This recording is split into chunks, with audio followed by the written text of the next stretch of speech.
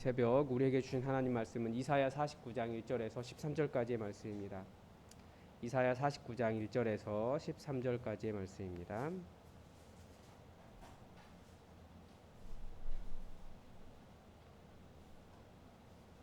우리 하나님의 말씀을 다 함께 읽도록 하겠습니다. 섬들아 내게 들으라, 먼 곳 백성들아 귀를 기울이라.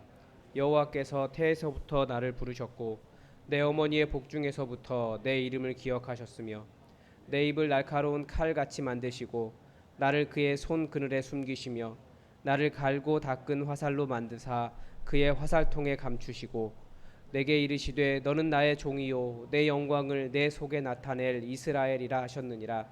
그러나 나는 말하기를 내가 헛되이 수고하였으며 무익하게 공연히 내 힘을 다하였다 하였도다.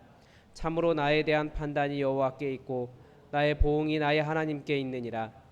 이제 여호와께서 말씀하시나니 그는 태에서부터 나를 그의 종으로 지으신 이시요 야곱을 그에게로 돌아오게 하시는 이시니 이스라엘이 그에게로 모이는도다. 그러므로 내가 여호와 보시기에 영화롭게 되었으며 나의 하나님은 나의 힘이 되셨도다. 그가 이르시되 내가 나의 종이 되어 야곱의 지파들을 일으키며 이스라엘 중에 보존된 자를 돌아오게 할 것은 매우 쉬운 일이라. 내가 또 너를 이방의 빛으로 삼아 나의 구원을 베풀어서 땅 끝까지 이르게 하리라.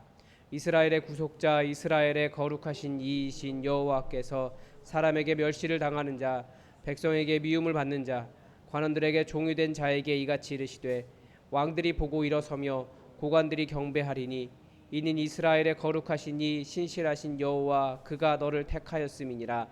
여호와께서 이같이 이르시되 은혜의 때에 내가 내게 응답하였고 구원의 날에 내가 너를 도왔도다.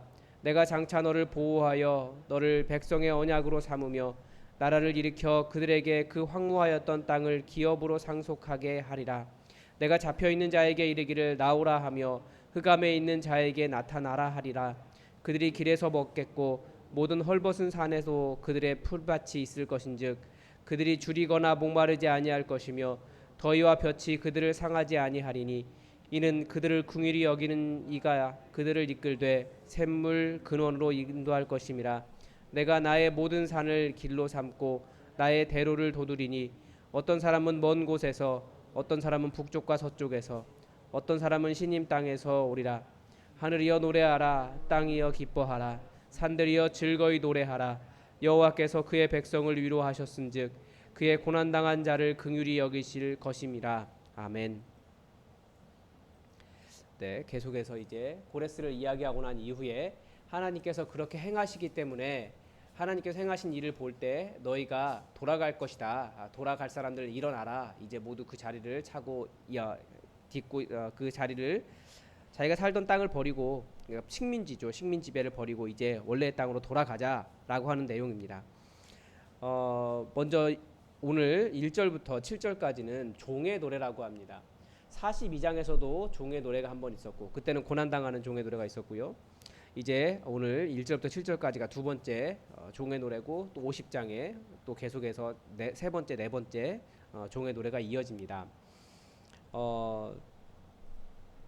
이 48장 16절에서 이스라엘에게 여호와의 회복을 전하기 위해 보내심을 받은 나와 영을 보내셨느니라 라고 말씀하신 그 선지자라고도 볼 수 있고 종이라고도 자기를 종이라고 부르고 있으니까요. 그 종의 노래가 이어지는 겁니다. 그 여호와께서 이제 자기 자신을 이야기할 때 여호와께서 나를 부르셨다.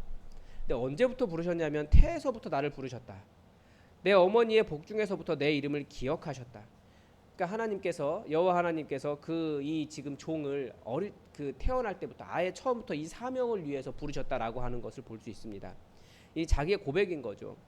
이 부르심인데 왜 부르셨습니까? 바로 이 사명을 위해서 부르셨다는 거예요. 이 일을 위해 부르셨습니다. 무엇이냐면 그 포로된 이스라엘에게 여호와 하나님께서 살아계시기 때문에 우리 다 함께 돌아가자라고 하는 말을 선포하기 위해서 그를 부르셨다라는 거예요. 그래서 그 입을 날카로운 칼같이 만드시고, 그러니까 정확하게 말씀을 전달할 수 있도록 해주시고, 그리고 그런데 그렇게 보호의 그 능력을 주셨는데 오히려 그의 손 그늘에 숨기셨다라고 되어 있습니다. 손 그늘에 숨기셨다라고 하는 것은 두 가지 의미가 있습니다. 실제로 많은 고난을 당했다라고 하는 의미가 될 수도 있고요. 종의 노래는 전반적으로 고난과 관련이 있거든요. 고난을 당했다라고 하는 의미가 될 수도 있고, 또 그의 손이라고 하는 말이 그분의 능력이라는 뜻입니다. 또 그늘에 숨겼다라고 하는 말은 그분의 능력으로 보호해 주셨다라고 하는 말입니다. 굉장히 고난을 당하고 있었지만 하나님의 말씀을 전할 그 때를 위해서, 이따 나 보면 뭐 은혜의 때, 은혜의 날, 구원의 날 그런 식으로 이야기하는데, 그 날을 위해서 고난 당하지만 하나님의 말씀을 전할 수 있는 사람으로 준비시켜 주시고 보호해 주셨다라고 하는 뜻입니다. 그리고 이제 그 나를 갈고 닦은 화살로 만드사, 이것도 똑같은 말이죠. 선지자에게 말을 할 수 있는 능력을 주셨던 것처럼 또 그런 갈고 닦은 화살처럼 예리하게 만드셔서 그의 화살통에 감추어 두시고 준비해 주셨다라는 거예요. 언제를 위해 준비하겠습니까? 이 때를 위해서 준비하는 겁니다. 그래서 사명을 감당할 때가 이를 때까지 사실 우리는 기다릴 필요가 있고, 그런데 그냥 기다리는 것은 시간 낭비하는 겁니다. 그 날을 위해서 준비하고 갈고 닦고 그렇게 해야 된다라는 거죠. 그런데 하나님께서 그런 사람들을 보호해 주시고 하나님의 때를 위해서 지켜주신다라고 하는 것을 볼 수 있습니다. 그리고 3절에서 드디어 이제 말씀을 하시죠. 너는 나의 종이요 내 영광을 내 속에 나타낼 이스라엘이라 하셨느니라. 그러니까 이스라엘에게 종이라고 부르는 말이 될 수도 있고, 지금 이 선지자에게도 말할 수 있는 그렇게 말할 수 있는 겁니다. 그러니까 부르심이, 이 여호와 하나님의 부르심이 얼마나 영광스러운지 우리는 알아야 됩니다. 그러니까 우리 그리스도인들이 복음을 전할 수 있다라고 하는 것이 얼마나 영광스러운 일인지 알아야 됩니다. 그래서 우리가 우리의 삶을 최대한 심플하게 만들고 우리는 복음을 전하는 일을 열심히 할 수 있어야 됩니다. 그리고 그런데 4절에 보면 이 종의 낙담이 나타납니다. 왜 낙담합니까? 그러나 나는 말하기를, 자기 말이 그래요. 내가 헛되이 수고하였으며 무익하게 공연히 내 힘을 다하였다 하였도다. 왜 그렇겠습니까? 이 종이 부르신 소명대로 열심히 이스라엘에게 선포하였지만 이스라엘이 여호와의 말에 귀를 기울이지 않았기 때문에 그렇습니다. 선지자들의 모든 선지자들의 마음이 다 그렇죠. 말씀을 진실한 마음으로 전하는 사람들이 다 그래요. 이런 부분들이 있습니다. 그렇지만 내가 열심히 일했다, 정말 하나님께서 주신 사명을 다 감당했다라고 하는 것을 어디서 알 수 있습니까? 참으로 나에 대한 판단은 여호와께 있다. 아마 이 종도 열심히 그렇게 말씀을 선포했지만 사람들이 별로 따라오지 않았던 것 같아요. 왜냐하면 그 포로로 잡혀갔던 이스라엘 그 식민지 상황을 몇 번 말씀드린 적이 있는데, 이미 그 전에는 뭐 이스라엘에서는 어떤 상황에 살았는지 모르지만 물론 고관들이나 부자들이 많이 잡혀갔습니다. 지혜로운 사람들이 많이 잡혀갔습니다. 물론 가난한 사람도 잡혀갔습니다. 성전에서 일하던 성전에서 종로로 사는 사람들 잡혀갔습니다. 자유민이 되었어요. 그래서 그 땅에 정착했고, 그 바벨론의 정착 정책에 따라서 그 사람들은 그 땅에서 여러 가지 일로 성공한 사람들이었습니다. 오히려 식민지에 가서 더 성공한 사람들이었어요. 그런데 가자라고 말하면 어떤 두려움이 있겠습니까? 다 놓고 가야 되는 겁니다. 그리고 그 돌아간 땅에는 이미 다른 사람들이 땅을 차지하고 있는데 그 땅에서 어떻게 다시 먹고 살 수 있겠습니까? 가자라고 하는데 힘들다, 못 가겠다라고 하는 일이 더 많았을 거라는 거죠. 그리고 뿐만 아니라 지금 앞에서는 계속 우상에 대한 얘기를 했습니다. 아무리 그 우상이 거짓 것이고 진짜 신이 아니다라고 선포를 해도 사람들이 말을 듣지 않더라는 거예요. 여호와 하나님은 눈에 보이지도 않는 하나님이고 눈에 보이는 그 신상을 섬기는 것이 더 능력 있는 것처럼 보였다라는 거죠.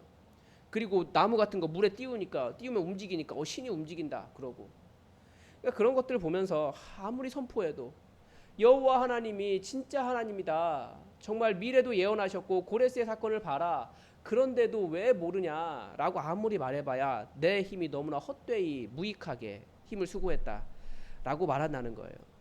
그래서 사람들은 아마 그 선지자를 어떻게 평가했겠습니까? 열매 없는 선지자, 능력 없는 선지자라고 비난했을 겁니다. 말을 듣지 않으니까. 그런데 나에 대한 판단은 여호와께 있다. 나의 봉은 나의 하나님께 있다. 하나님만 의지하며 가는 거죠. 그러니까 얼마나 성실하게 이 사람이 일했는지, 그 사명을 감당했는지를 알 수 있습니다. 그러니까 사역자의 삶은 절대 열매로 판단하는 것이 아닙니다. 목사로서 괴로운 게 그거예요. 이제 어쨌든 우리나라 교회는 규모로 판단합니다. 저는 어떤 사람일까요? 동기들 사이에서 계속 실패한 목회자가 되어가고 있습니다.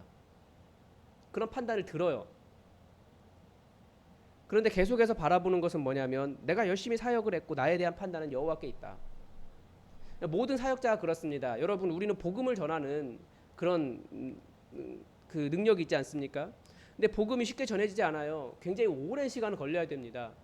그러나 열매가 없다고 그렇게 왜 내가 열매가 없지? 나는 무익한 종이야. 그렇게 말하지 마십시오.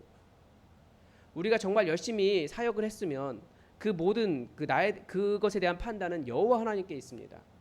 보응은 여호와 하나님께 있습니다.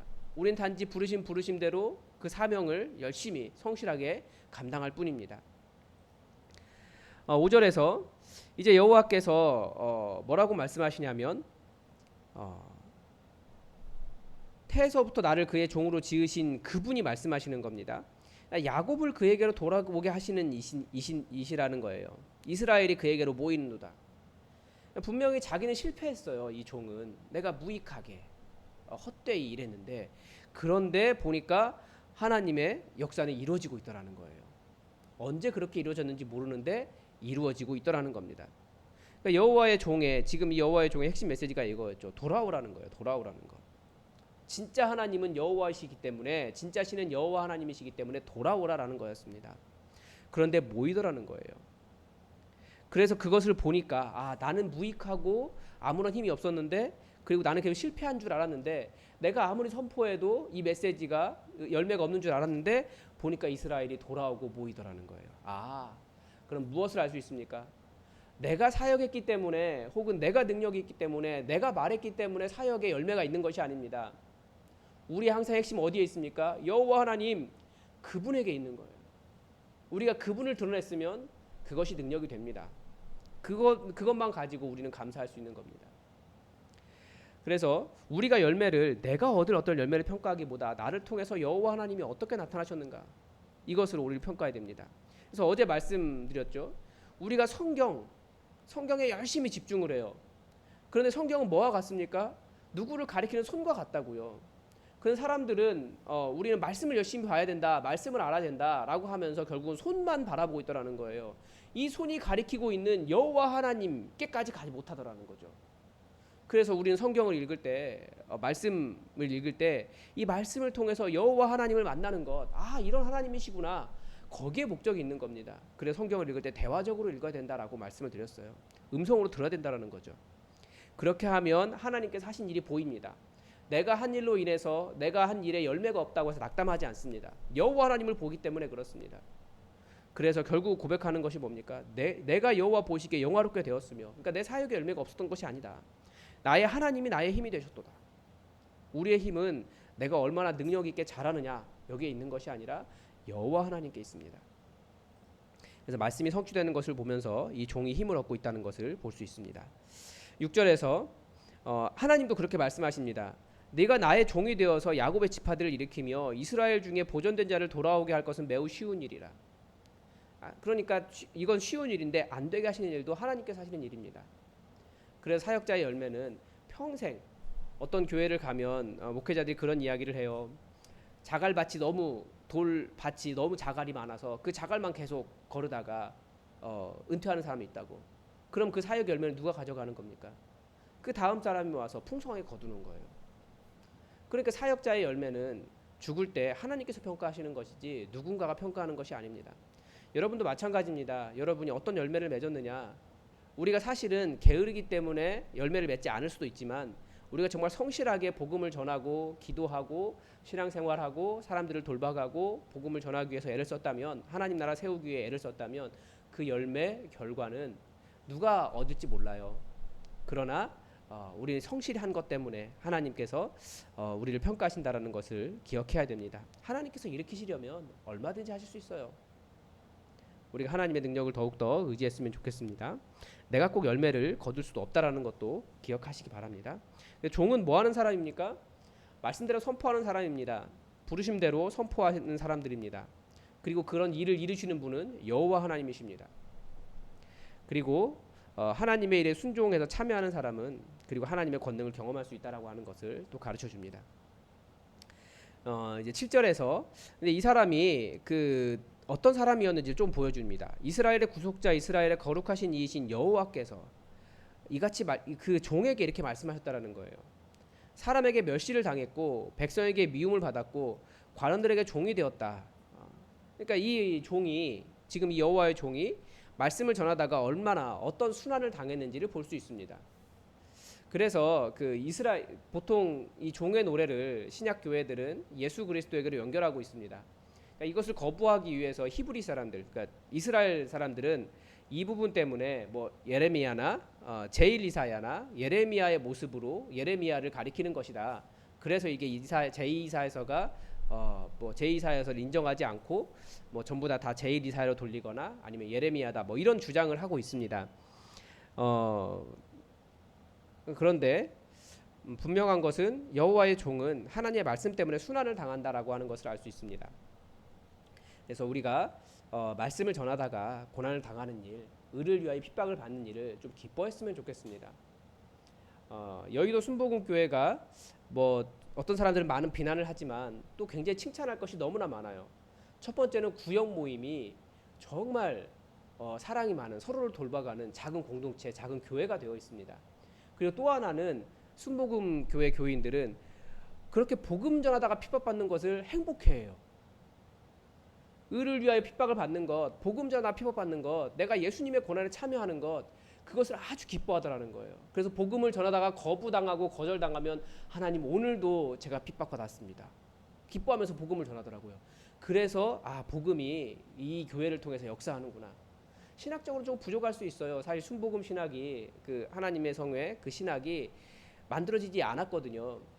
신학이 없어요. 그래서 최근에 조용기 목사님의 그런 것들을 통해서 그 출신들이 신학자들을 통해서 이제 만들어지고 있거든요.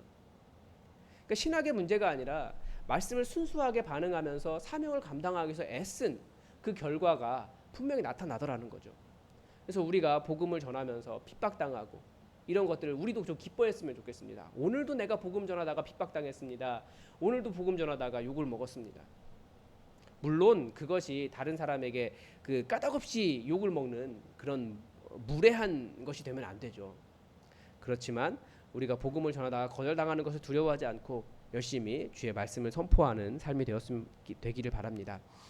8절에서는 그런데 분명히 여호와께서 그렇게 응답하신다는 것 말씀하셨다는 겁니다. 은혜의 때에 내가 내게 응답하였고 구원의 날에 내가 너를 도왔도다. 분명히 하나님께서 그 사역한 것에 대해서 그 수고한 것에 대해서 응답하시는 은혜의 때와 구원의 날이 있다라는 거죠. 하나님은 살아계시는 분이시기 때문입니다. 분명히 은혜의 때와 구원의 날이 있습니다. 그래서 그 밑에 장차 내가 너를 보호하여 그 뒤에 나오는 것은 어떤 보상에 대한 이야기를 해주시고 계십니다. 그래서 이스라엘 사람들에게 주의 종에게 주시는 보상을 보면서 이렇게 돌아가야 된다라고 하는 것을 가르쳐 주시겠다라고 하는 내용이죠. 그래서 9절에서 다시 힘을 얻고 이 종이 선포를 합니다. 내가 잡혀있는 자에게 이르기를 나오라 하며, 이게 잡혀있다라고 하는 것이 포로거든요. 흑암에 있는 자에게 나타나라 하리라. 이 흑암이라고 하는 것이 앞부분과 연결했을 때는 지하 감옥에 갇혀있는 사람들, 이런 의미입니다. 그러니까 포로 이스라엘에게 그 땅에서 나와서 본향으로 돌아가자라고 더 힘내서 권면을 하고 있습니다. 그리고 10절에서 그들이 줄이거나 목마르거나 상하지 않을 것이다. 왜냐하면 여호와 하나님께서 긍휼히 여기는 이가 그들을 인도하시기 때문이다. 그것을 확신하라는 거죠. 믿으라는 겁니다. 낯선 본향으로, 자기의 고향이지만 본향으로 돌아가는 것이 두려움이 될 수도 있습니다. 그러나 여호와께서 인도하실 것을 믿고 나아가자라고 선포하는 거죠. 그리고 또 가는 길을 그곳이 험한 곳이라고 이야기하지만 가는 길을 평탄하게 만들어 주시고 또 여호와의 백성이 다른 곳에서 사방에서 나아올 것이다라고 말합니다. 그래서 여호와의 백성에게 중요한 것이 무엇입니까? 그 땅에서 잘 살 수 있어요. 잘 먹고 잘 살 수 있어요. 자유로울 수 있어요. 그러나 아무리 잘 살아도 가장 행복한 일은 무엇입니까? 여호와 하나님 섬기는 것입니다. 하나님의 백성에게 가장 행복한 일은 여호와 하나님 품 안에 있는 것입니다. 그래서 우리가 주의 종이 되어서 이렇게 고난 당할 수 있습니다. 예수 그리스도께서 고난 당하셨기 때문에 우리가 복음을 전하며 핍박당하고 고난 당하고 그렇게 사는 것 당연한 겁니다. 우리 예수님의 종 아닙니까? 그래서 우리가 이 땅에 잘 사는 것, 그것도 굉장히 중요한 일입니다. 가난하지 않는 것도 중요한 일입니다. 그러나 우리의 가장 큰 행복이 무엇인지 우리가 중심을 명확하게 잡았으면 좋겠습니다. 복음을 전하다가 의를 위하여 핍박을 당한다 할지라도 여호와 하나님을 잘 섬기는 것이 가장 행복한 일이다. 이것을 기억하면서 종의 사명을 감당하기를 바랍니다. 13절에서 그래서 찬양을 하죠. 왜냐하면 여호와께서 그의 백성을 위로하셨기 때문에 그의 고난당한 자를 긍휼히 여기실 것임이라. 우리가 알기 때문에 그렇습니다. 이제 우리 기도할 텐데요. 여러분, 신앙의 문제는 몰라서가 아닙니다. 우리가 다 알아요. 정말 많이 알아요. 그런데 그 하나님에 대한 지식이 우리 마음을 변화시키고 삶에 잘 나타나지 않기 때문 아니겠습니까? 그래서 여러분, 기도하시면서 성령님께서 여러분에게 하시는 음성을 들으십시오. 내 머릿속으로 성경을 읽고 가진 지혜가 아니라, 지식이 아니라 성령님께서 하시는 음성을 들으십시오. 그러면 주의 영을 의지하면서 그 말씀이 내 마음을 변화시키는 진실함이 될 수 있도록 여러분 기도하시기 바랍니다. 다 함께 기도하겠습니다.